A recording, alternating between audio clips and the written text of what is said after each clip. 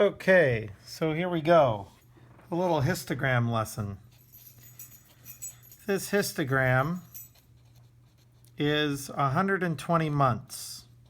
Each month, the FAA recorded what percentage of flights were late in that month. So let's talk about the center, shape, and spread. The center, well, it's pretty clear where that is. The center of the distribution is at about 19 to 22%. We could get more precise on the median, but if we just kind of notice, there's the peak, there's the middle of the distribution, that would be fine. What's the spread? Well, the spread goes from 10% to 31%. And most of the time,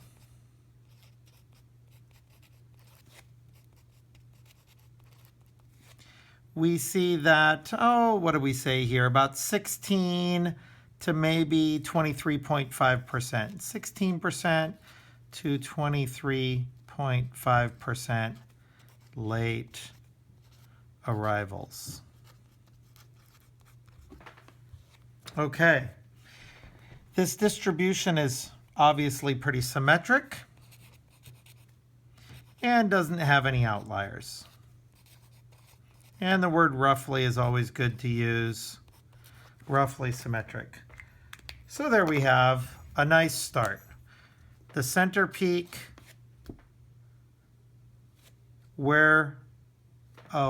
spread, the total spread,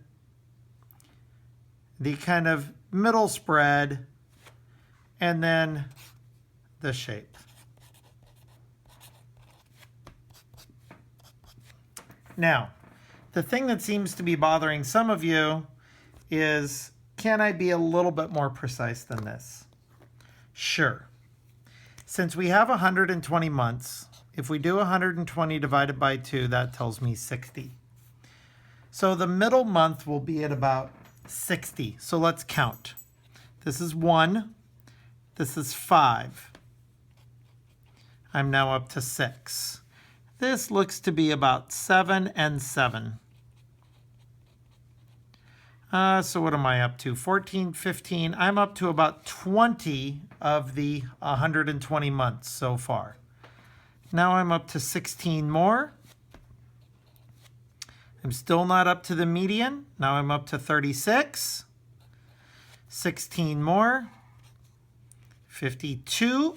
I'm still not up to the 60th month, but now pretty clearly right here in the middle, this is 21 high. I'm getting these numbers by looking at the y-axis over here. This marks with 5. This is about 7 or 8 high. This is about 15 or 16 high. And I add in the 21 and I get 73.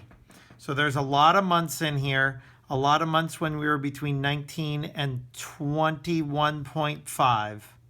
So the median has to be in this bar right here.